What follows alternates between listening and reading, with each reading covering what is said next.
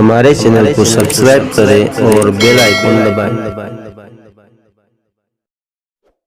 الحمد لله نحمده ونستعينه ونستغفره ونؤمن به ونتوكل عليه ونعوذ بالله من شرور أنفسنا ومن سيئات أعمالنا من يهده الله فلا مضل له ومن يضلله فلا هادي له ونشهد أن لا إله إلا الله وحده لا شريك له ونشهد أن سيدنا ومولانا محمدا عبده ورسوله أما بعد فأعوذ بالله من الشيطان الرجيم بسم الله الرحمن الرحيم يا أيها الذين آمنوا لا تكونوا كالذين آذوا موسى فبرأه الله مما قالوا وكان عند الله وجيها صدق الله مولانا العلي العظيم وبلغنا رسوله النبي الأمين المتين الكريم۔ معزز محترم سامعین کرام، السلام علیکم ورحمۃ اللہ وبرکاتہ۔ ان اللہ وملائکتہ یصلون علی النبی یا ایھا الذین آمنوا صلوا علیہ وسلموا تسلیما۔ اللہم صل علی سیدنا ونبینا ومولانا محمد وعلی آلہ وأصحابه وبارك وسلم صلاة وسلاما عليك يا رسول الله صلی اللہ تعالی علیہ وسلم۔ عزیزان ملت اسلامیہ، جس آیت کریمہ کی تلاوت کا ہم نے شرف حاصل کیا ہے، اس آیت کریمہ کے تحت علماء تفاسیر نے ایک واقعہ بیان فرمایا کہ حضرت سیدنا موسیٰ علیہ السلام، جو اللہ تعالیٰ کے جلیل القدر پیغمبر ہیں، ان کے زمانے میں بنی اسرائیل بے حیائی اور بے شرمی کی حد انتہا تک پہنچے ہوئے تھے۔ خصوصاً جب یہ لوگ غسل کرتے، نہاتے، تو اجتماعی طور پر نہروں پر، تالابوں پر، ندیوں پر جب یہ سب جمع ہوتے تو سارے کپڑے اتار کر مکمل برہنہ ہو کر غسل کیا کرتے تھے۔ وہ اعضائے بدن جسے چھپانا چاہیے، ان کی بھی باقاعدہ وہ نمائش کرتے، اور ذرہ برابر بھی ان میں اس معاملے کو لے کر شرم و حیا نہیں پائی جاتی تھی۔ حضرت سیدنا موسیٰ علیہ السلام جب کبھی غسل فرماتے تو آپ تہبند باندھ کر، لنگی وغیرہ پہن کر غسل فرماتے تھے، تو وہ جو مکمل برہنہ ہو کر اجتماعی طور پر نہاتے تھے، انہیں حضرت موسیٰ علیہ السلام کا سطر ڈھانک کر نہانا عجیب لگا کہ یہ کیا طریقہ ہے، کپڑا پہن کر کوئی نہاتا ہے۔ حضرت موسیٰ علیہ السلام سے کہنے لگے کہ اے موسیٰ، تم آخر کپڑا اتار کر کیوں نہیں نہاتے؟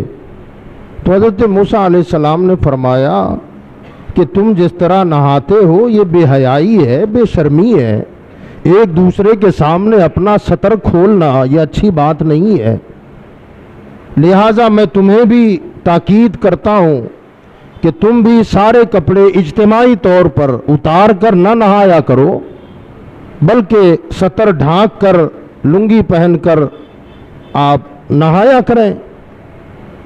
तो वो इसका मजाक उड़ाने लगे और कहने लगे ये कोई बात है, जो दूसरों के जिस्म में आज़ा है वो मेरे जिस्म के आज़ा हैं, और जो मुझे आज़ाए जिस्मानी अता किए गए हैं वो सबके साथ हैं, और जब सबका मुश्तरका तौर पर आज़ाए बदन एक जैसे हैं तो फिर इससे एक दूसरे से छुपाना क्या मतलब है इसका। ये है बेहयाई की इंतहा हो जाना, यानी गैरत भी मर जाए, शर्म वाली चीज़ को शर्म वाली चीज़ भी न समझना, ये इंतहा हो जाती है। हज़रत मूसा अलैहिस्सलाम ने उन्हें समझाया, लेकिन वो बाज तो ना आए, उल्टा हज़रत मूसा अलैहिस्सलाम पर उन्होंने तोहमत रख दी। तोहमत ये रखी कि हमें लगता है कि तुम अपना बदन इसलिए छुपाते हो कि तुम्हें अंदरूनी तौर पर कोई मर्ज है, कोई बीमारी है, तुम्हारे बदन पर कोई दाग धब्बा है, कोई ऐब है, जिसकी वजह से तुम पूरा कपड़ा उतारते नहीं हो, वो कपड़ा ढांक कर तुम उसे छुपाते हो कि कहीं तुम्हारी बेइज्जती ना हो जाए, तुम्हें कहीं शर्मिंदगी ना उठानी पड़े। लिहाजा अपने ऐब के आड़ में तुम हमें भी मशवरा दे रहे हो कि कपड़ा पहन के ना आया करो।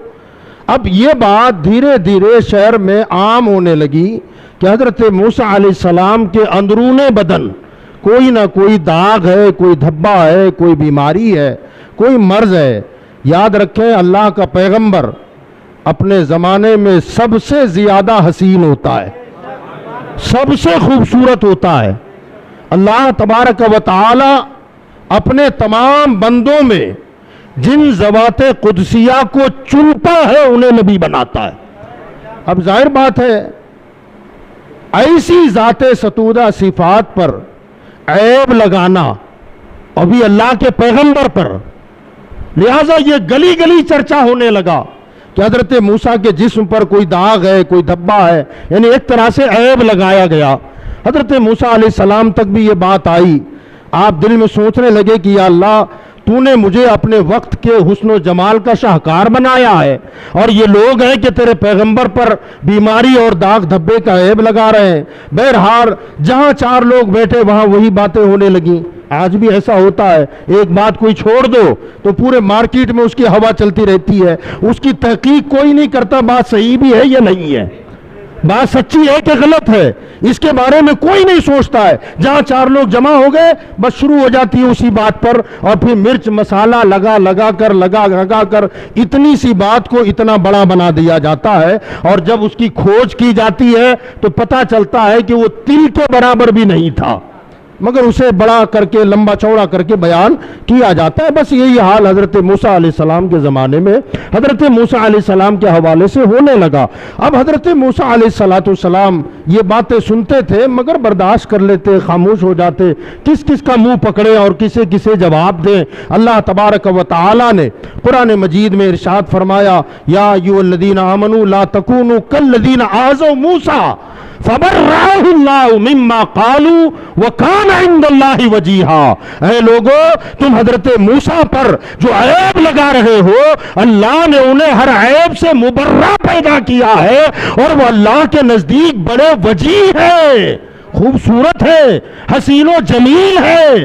अल्लाह तबारक व तआला के नजदीक तो बड़े हसीन और जमील थे ही। अब एक दिन ये हुआ कि हज़रत मूसा अलैहिस्सलाम, हज़रत मूसा के बारे में चर्चा हो रही है शहर में। हज़रत मूसा अलैहिस्सलाम एक मरतबा जंगल में, गर्मी का मौसम था, दूर दराज इलाके में पहुंचे, गर्मी लग रही थी, तो आपने देखा कि एक नहर है, तो आपने सोचा कि लाओ ज़रा ठंडक हासिल करने के लिए गुस्ल कर लें। दूर दूर तक देखा तो कोई इंसानों का नामो निशान नहीं था, तो उस वक्त आपने अपने बदन के पूरे कपड़े उतार दिए। हुक्म भी है, अगर इज्तिमाई तौर पर आप नहा रहे हो तो सतर छुपाना है, लेकिन आप अपने बंद बाथरूम में अगर गुस्ल कर रहे हो तो आपको पूरे कपड़े उतार कर नहाने की इजाजत है, इसमें कोई ममानियत नहीं है। हजरत मूसा अलैहिस्सलाम ने देखा कि यहाँ कोई आसपास इंसान नहीं है, तो अब मुझे सारे कपड़े उतार कर गुस्ल करने में कोई हर्ज नहीं है। लिहाजा आपने अपने सारे कपड़े उतारे और एक पत्थर पर रख दिए। पत्थर पर रखने के बाद आप पानी में उतर गए और नहाने लगे। अब आप नहाकर गुस्ल करके जब बाहर निकले तो ये जो पत्थर था ना जिस पर موسیٰ علیہ السلام کے کپڑا رکھا ہوا تھا، وہ پتھر اللہ کی بارگاہ میں عرض کرتا ہے، اے اللہ، انسانوں نے تو تیرے پیغمبر پر عیب لگایا، اور میں جانتا ہوں کہ تیرا نبی بے عیب ہے، اس میں کوئی نقص نہیں ہے، کوئی خرابی نہیں ہے، مولا انسانوں نے عیب لگایا، اور میری تمنا ہے کہ مجھے وہ طاقت دے، وہ قوت دے کہ میں تیرے پیغمبر کو بے عیب ثابت کر دوں، بے عیب تیرے پیغمبر کو ثابت کرنے کی سعادت مجھے عطا فرما۔ پتھر نے دعا مانگی، اللہ تعالیٰ نے پتھر کی دعا قبول فرمائی۔ اب جب حضرت موسیٰ علیہ السلام نہا کر کپڑا پہننے کے لیے آئے تو کپڑا لے کر پتھر، حضرت موسیٰ کا کپڑا جو رکھا ہوا تھا وہ پتھر حضرت موسیٰ کا کپڑا لے کر دوڑ پڑا۔ قرآن کی تفسیر ہے، بھاگنے لگا۔ اب حضرت موسیٰ اس پتھر کے پیچھے دوڑ رہے کہ میرا کپڑا، میرا کپڑا، میرا کپڑا، اور پتھر ہے کہ سر پر دوڑا جا رہا ہے، یہاں تک کہ جنگل سے شہر میں آیا اور حضرت موسیٰ کی پوری توجہ پتھر اور کپڑے پر ہے، اور اپنے برہنے بدن کی طرف کوئی خیال آپ کا گیا نہیں، آپ پتھر کے پیچھے دوڑے جا رہے ہیں۔ اب وہ شہر میں داخل ہوا، بڑے بڑے روڈوں سے، گلیوں سے، کوچوں سے، چوراہے سے گزرتا ہوا آگے بڑھتا جا رہا ہے، اور ہر چوراہے پر، ہر راستے پر جنہوں نے حضرت موسیٰ کا اندرون بدن نہیں دیکھا تھا، سب نے اپنی ماتھے کی آنکھوں سے دیکھا، اور جو دیکھتا تھا کہتا تھا خدا کی قسم اتنے خوبصورت جسم والا انسان ہم نے دیکھا ہی نہیں ہے۔ لوگوں نے عیب لگایا تھا مگر اتنا پاکیزہ بدن، اتنا پارسا بدن، اتنا حسین بدن ہم نے آج تک نہیں دیکھا ہے۔ حضرت موسیٰ علیہ السلام پتھر کے پیچھے دوڑ رہے ہیں۔ جب پتھر نے دیکھا کہ سارے شہر والوں نے حضرت موسیٰ علیہ السلام کا وہ بدن جسے وہ ہمیشہ چھپاتے تھے سب نے دیکھ لیا، اور سب نے خود اپنی زبانی گواہی دے دی کہ حضرت موسیٰ بے عیب ہیں، بے داغ ہیں۔ اب وہ پتھر رک گیا۔ حضرت موسیٰ نے جلدی سے کپڑا اٹھایا، پہنا، جلالی تھے، آپ نے لاٹھی اٹھائی اور اس پتھر پر مارنا شروع کیا کہ تو نے برہنہ مجھے اتنا دوڑایا ہے، اتنا بھگایا ہے۔ حضرت موسیٰ اسے مارتے جا رہے ہیں، اللہ کی طرف سے غیب سے ندا آئی، موسیٰ اسے نہ مارو، عیب تو تمہاری قوم نے لگایا، اس پتھر نے تو آپ کو بے عیب ثابت کر دیا ہے، اس پتھر نے آپ کو بے عیب ثابت کیا ہے۔ حضرت موسیٰ علیہ السلام کو وہ ساری باتیں یاد آئی کہ یہ پتھر اس طرح اگر نہ دوڑتا میرا کپڑا لے کر تو میرا وہ بدن جسے میں ہمیشہ چھپاتا ہوں، الزام لگانے والے وہ بدن کبھی نہ دیکھ پاتے، وہ بدن دیکھنے کا سبب یہ پتھر بنا ہے۔ اب ایک عیب سے بے عیب ثابت کرنے کے لیے وہ پتھر دوڑا۔ اللہ تعالیٰ نے حضرت موسیٰ سے فرمایا اسے مارو مت، بلکہ یہ غضب کی جگہ نہیں بلکہ اس پر پیار کرنے کا وقت ہے۔ حضرت موسیٰ علیہ السلام نے اس پتھر کو اٹھا لیا، اور پھر اس کے بعد یہ ہوا، مفسرین فرماتے ہیں کہ حضرت موسیٰ علیہ السلام نے اس کے لیے الگ سے ایک جھولا بنایا، اور اس جھولے میں اس پتھر کو رکھتے تھے۔ جہاں جاتے تھے وہ جھولا گلے میں ہوتا تھا اور وہ پتھر آپ کے بغل میں لٹکا رہتا تھا، جہاں جاتے ساتھ ساتھ چلا کرتے تھے۔ اتنی بات اگر آپ سمجھ گئے تو یاد رکھیے گا، اس بات سے یہ پتا چلا کہ جب کبھی نبی پر عیب لگے، جب کبھی نبی پر کوئی دھبا لگے، کوئی نبی کی شان میں توہین کرے، نبی کی شان میں گستاخی کرے، نبی کو عیب دار بتائے، اور اگر کوئی کھڑا ہو کر اس کے خلاف جو ہے تو سد سکندری بن جائے اور اپنے نبی کا دفاع کرے تو پتھر ہی کیوں نہ ہو، نبی کا محبوب ہو جایا کرتا ہے، پیغمبر کا محبوب ہو جایا کرتا ہے۔ اور جب پتھر سے پیغمبر محبت کرے کہ پیغمبر پر عیب لگا ہوا ہے، پتھر دور کرے تو پتھر محبوب نبی ہو سکتا ہے۔ تو جب امتی ہو کر نبی کو بے عیب ثابت کرنا چاہے، نبی کا دفاع کرے، ان کی ناموس کی حفاظت کرے، ان کے ناموس پر پہرا دے، تو پتہ چلا کہ نبی اپنے امتی سے بھلا کیوں محبت نہیں کریں گے۔ جب پتھر کو پہلو میں جگہ مل سکتی ہے، پتھر کو پہلو میں جگہ مل سکتی ہے، تو اگر ناموس مصطفیٰ پر کوئی مسلمان پہرا دے تو مدینے کے تاجدار اسے جنت میں اپنے پہلو میں جگہ عطا فرمائیں گے۔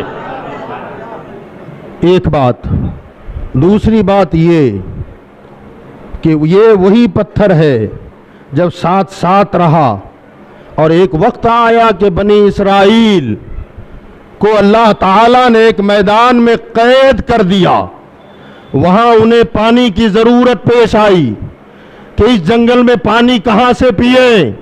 قرآن کہتا ہے وَإِذِ اسْتَسْقَىٰ مُوسَىٰ لِقَوْمِهِ فَقُلْنَا اضْرِب بِّعَصَاكَ الْحَجَرَ فَانْفَجَرَتْ مِنْهُ اثْنَتَ عَشْرَةَ عَيْنًا، فرمایا اے موسیٰ اسی پتھر پر اب لاٹھی مارو۔ حضرت موسیٰ علیہ السلام نے اسی پتھر پر جب لاٹھی ماری تو اس پتھر سے 12 پانی کے چشمے جاری ہو گئے، 12 چشمے جاری ہوئے، اور وہ سارے قبیلے والے جتنے جنگل میں تھے ان کی تعداد تقریباً 40,000 بتائی جاتی ہے۔ 12 چشمے، 12 قبیلے تھے وہ الگ الگ، ہر قبیلے کا ایک ایک چشمہ اسی پتھر سے پھوٹا، اور ہر قبیلے والے نے اپنا چشمے کو پہچانا، اور ہر قبیلے والے وہیں سے پانی کو بھرا کرتے تھے، غسل کرتے تھے، وضو کرتے تھے، پانی پیا کرتے تھے، کپڑا دھوتے تھے۔ پتا چلا کہ جو محبوب نبی ہوتا ہے اس سے فیض کے دریا جاری ہو جاتے ہیں، اس سے لوگ فیضیاب ہونے لگتے ہیں بلا تمثیل۔ اتنی بات اگر آپ سمجھ گئے، وہ تو حضرت موسیٰ علیہ السلام ہے، اور ان تمام موسیٰ بشمول موسیٰ علیہ السلام جتنے انبیاء آئے ہیں ان تمام نبیوں کا تاجدار آمنہ کا لال ہے، محمد مصطفیٰ ہے۔ اب اس ذات گرامی وقار پر اب اگر کوئی حملہ کرتا ہے، کوئی ان پر عیب نگاہ لگاتا ہے، کوئی ان میں خامی تلاش کرتا ہے، کوئی کجی ڈھونڈتا ہے، اب کوئی مرد مجاہد اگر سینہ سپر ہو کر سامنے کھڑا ہو جائے اور تحفظ ناموس رسالت کا پہرا دے تو یقین جانے اس صدی میں اور گزری ہوئی صدی میں سب سے بڑا پہرے دار تحفظ ناموس رسالت پر پہرا دینے والا اگر کوئی تھا تو بریلی کا تاجدار امام احمد رضا کی ذات ہے، اعلیٰ حضرت فاضل بریلوی کی ذات ہے۔ آپ ذرا دیکھیں، علم غیب مصطفیٰ پر انگلی اٹھائی گئی، جواب امام احمد رضا نے دیا ہے۔ حیات النبی پر انگشت نمائی کی گئی، جواب امام احمد رضا نے دیا ہے۔ حضور کے حاضر و ناظر ہونے پر دشمنوں نے کتابیں لکھی، جواب اعلیٰ حضرت نے دیا ہے۔ حضور کی حیات پر لوگوں نے قلم چلایا، جواب اعلیٰ حضرت نے دیا ہے۔ جہاں جہاں حضور کی ذات پر حملہ ہوتا گیا اور تنہا امام احمد رضا جواب دیتے چلے گئے، اور ایسا جواب دیا کہ آج تک وہ جواب تشنا ہے، کوئی مائی کا لال اس جواب کا جواب نہ دے سکا، اس جواب کا کوئی جواب نہ دے سکا۔ اعلیٰ حضرت امام احمد رضا فاضل بریلوی رحمت اللہ علیہ تحفظ ناموس رسالت کے سب سے بڑے علمبردار ہیں۔ جب پتھر حضرت موسیٰ علیہ السلام کا محبوب ہو سکتا ہے تو جس نے حضور کی ذات پر پوری زندگی پہرا دیا وہ امام احمد رضا حضور کے کتنے محبوب رہے ہوں گے، کتنے پیارے رہے ہوں گے۔ اور جب انہیں قرب مصطفیٰ ملا تو پتھر سے جب چشمے جاری ہو تو اعلیٰ حضرت کی ذات سے فیض کے کتنے چشمے جاری ہو رہے ہوں گے۔ وہ قرب مصطفیٰ ہی کی برکت ہے کہ کہنے والوں نے کہا کہ قرب مصطفیٰ ملا تو امام احمد رضا ایسے چمکے کہ وادی رضا کی کوہ ہمالا رضا کا ہے، وادی رضا کی کوہ ہمالا رضا کا ہے۔ جس سمت دیکھیے وہ علاقہ رضا کا ہے، جس سمت دیکھیے وہ علاقہ رضا کا ہے۔ اگلوں نے تو لکھا بہت علم دین پر، جو کچھ ہے اس صدی میں وہ تنہا رضا کا ہے۔ اعلیٰ حضرت نے وہ کارہائے نمایاں انجام دیے کہ یقین جانے اعلیٰ حضرت امام احمد رضا فاضل بریلوی علیہ رحمت و رضوان نے جہاں جہاں شریعت مطہرہ پر، حضور کی ذات پر جب جس طرح بھی حملہ ہوا، اعلیٰ حضرت فاضل بریلوی نے اپنا قلم اٹھا کر اس کا دندان شکن جواب دیا، اور وہ جواب ایسا دیا کہ حضور کو خود ان پر پیار آنے لگا۔ سبحان اللہ۔ خود اعلیٰ حضرت فرماتے ہیں کہ ایک مرتبہ میں نے خواب دیکھا، میں ایک شہر کی بڑی لمبی سڑک سے اور کشادہ سڑک سے گزر رہا تھا، تو راستے میں مجھے ایک شیش محل نظر آیا خواب میں، اور شیش محل کے دروازے پر علامہ کفایت علی کافی رحمۃ اللہ علیہ پہرا دے رہے ہیں. میں وہاں سے گزر رہا تھا تو مجھے علامہ کفایت علی کافی رحمۃ اللہ علیہ نے دیکھا. میں نے سلام کیا تو مجھ سے کہا احمد رضا ادھر آؤ. میں قریب گیا تو حضرت علامہ کفایت علی کہنے لگے احمد رضا کیا اللہ کے رسول کا دیدار کرنا چاہتے ہو؟ اللہ کے رسول صلی اللہ علیہ وسلم کی زیارت کرنا چاہتے ہو؟ تو میں نے کہا کہ ہاں اگر زیارت مل جائے تو زہے نصیب. تو آپ نے فرمایا احمد رضا اللہ کے حبیب صلی اللہ علیہ وسلم اسی مکان میں تشریف فرما ہے, جاؤ اور زیارت کر لو. اعلیٰ حضرت فرماتے میں اندر گیا. جب اندر گیا تو کیا دیکھتا ہوں کہ ہمارے آقا صلی اللہ علیہ وسلم اپنی والدہ سیدہ آمنہ خاتون کی گود میں سر رکھ کر لیٹے ہوئے ہیں, اور جیسے ہی مجھے دیکھا تو اٹھ کر بیٹھے اور بیٹھ کر فرماتے امی جان دیکھو میرا احمد رضا آ رہا ہے. سبحان اللہ, میرا احمد رضا آ رہا ہے. سوال یہ ہے کہ احمد رضا برادری کا پٹھان ہے اور اس پٹھان کو اعلیٰ حضرت میں اللہ کے رسول میرا کہہ کے پکار رہے ہیں. آخر وجہ کیا ہے؟ تو پتہ یہ چلا کہ اگر خاندان کا کیوں نہ ہو, بے وفا ہو تو لات مار کے باہر کیا جاتا ہے, اور اگر دوسرے خاندان کا ہو اور عاشق مصطفیٰ ہو تو چادر میں جگہ عطا کر دی جاتی ہے. اپنا کہا جاتا ہے, میرا کہا جاتا ہے. یہی وجہ ہے آپ دیکھیں کہ ابو لہب حضور صلی اللہ علیہ وسلم کا چاچا ہے, سگا چاچا ہے حضور کا, لیکن حضور کا دشمن تھا, حضور صلی اللہ علیہ وسلم کا گستاخ تھا. میرے آقا صلی اللہ علیہ وسلم نے کیا فرمایا حدیث میں؟ فرمایا لا قرابت بیننا و بین ابی لہب, کہ میرے اور ابو لہب کے بیچ میں کوئی رشتہ داری نہیں ہے, سگا چاچا ہے. مگر آقا نے فرمایا کہ ابو لہب کے اور میرے بیچ میں کوئی رشتہ داری نہیں ہے. اور جب ایک وقت مدینہ میں ایسا بھی آیا کہ ہمارے آقا صلی اللہ علیہ وسلم مدینہ منورہ میں علی المرتضیٰ, سیدہ فاطمہ, سیدنا امام حسن مجتبیٰ, سیدنا امام حسین تشریف فرما ہے. صحابہ میں ایک صحابی ہے سلمان فارسی, رہنے والے فارس کے ہیں, بھٹکتے بھٹکتے گھومتے پھرتے پھرتے مدینہ آئے, مگر دل میں محبت رسول تھی, عشق مصطفیٰ کی شمع روشن تھی. جب حضور نے اپنے یہ اہل خاندان علی و فاطمہ, حسن و حسین اور خود ذات پاک مصطفیٰ تشریف فرما ہے, ہمارے آقا نے چادر اوپر سے اڑا دی اور کہنے لگے اے اللہ یہ میری اہل بیت ہیں, یہ میرے گھر والے ہیں. حضرت سلمان وہی تھے, کہنے لگے یا رسول اللہ کیا میں آ جاؤں؟ کہہ دے یار سبحان اللہ, کہہ دے کہ رسول اللہ میں چادر میں آ جاؤں؟ میرے آقا نے فرمایا سلمان تو بھی میرے گھر والوں میں ہے.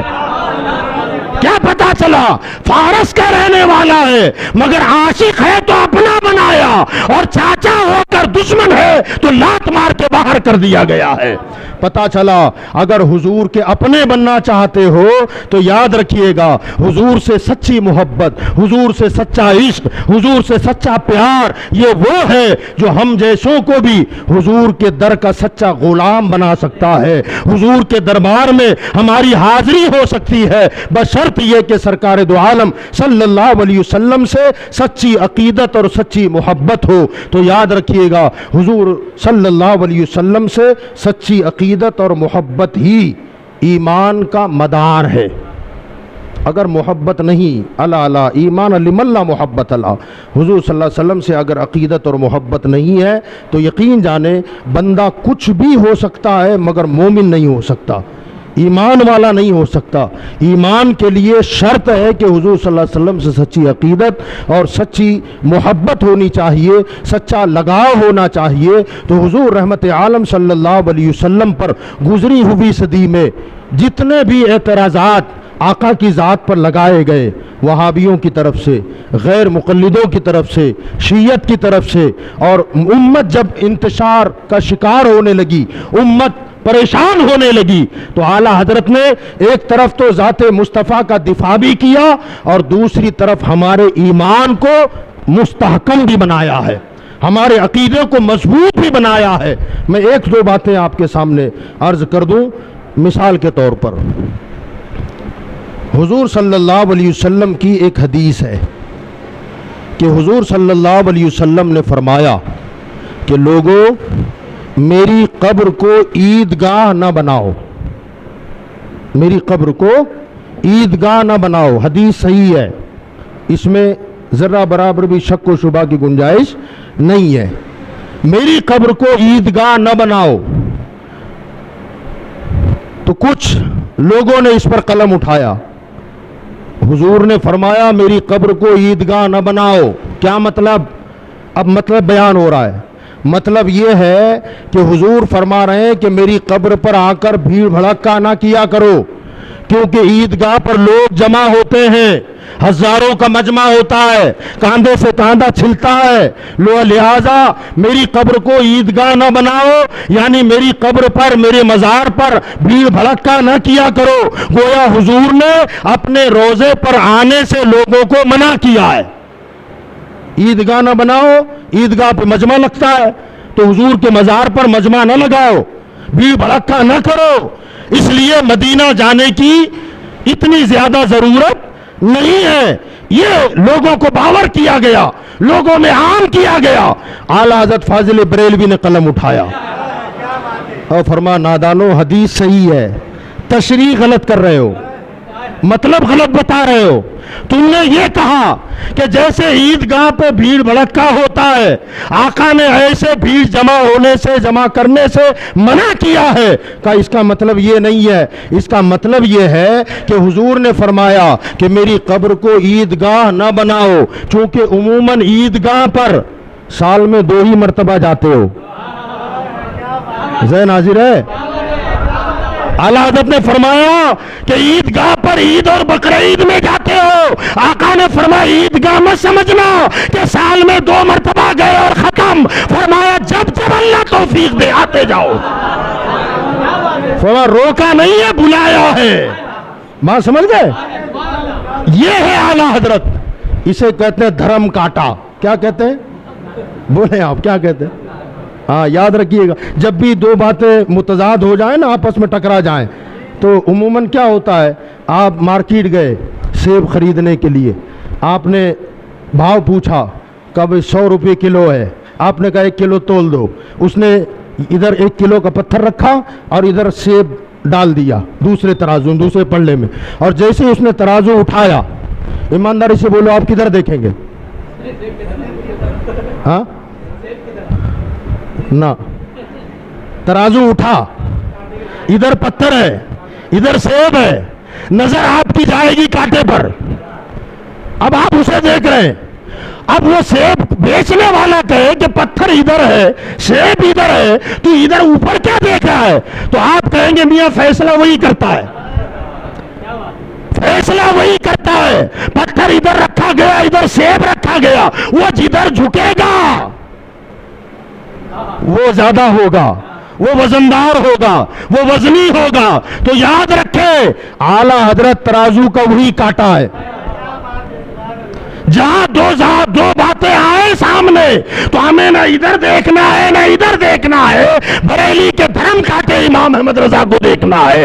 امام احمد رضا جدھر جھک گئے سمجھ لو وہی سچا ہے، وہی حق ہے۔ تو یاد رکھیے گا، قرآن مجید میں اللہ ارشاد فرماتا ہے قد جاءکم من اللہ نور، تحقیق کہ تمہارے پاس اللہ کی جانب سے نور آ گیا حضور کے لیے۔ دوسری جگہ اللہ نے فرمایا قل انما انا بشر مثلکم، اے محبوب آپ کہہ دو کہ لوگوں میں تم جیسا ہی مثل بشر ہوں۔ آیتیں 2، ایک جگہ فرمایا نور ہے، دوسری جگہ فرمایا بشر ہیں۔ اب ہم جیسے پریشان کہ بشر ہے کہ نور ہے، تو شیعہ اور رافضی نور والی آیت لے کے دوڑا، وہاں بھی بشر والی لے کے دوڑا۔ اہل سنت بیچ میں کشمکش میں تھے، ہم نے نہ بشر والوں کی طرف دوڑ لگائی نہ خالی نور کہنے والوں کی طرف دوڑ لگائی، ہم نے بریلی کے تاجدار کی طرف دیکھا کہ آخر احمد رضا کیا کہتے ہیں۔ آیتیں دونوں ہیں، تو احمد رضا نے کہا نور والی بھی حق ہے بشر والی بھی حق ہے، بس بات یہ ہے کہ فرشتہ خالی نور ہے اور ہم خالی بشر ہیں، اور مصطفیٰ نوری بشر ہیں۔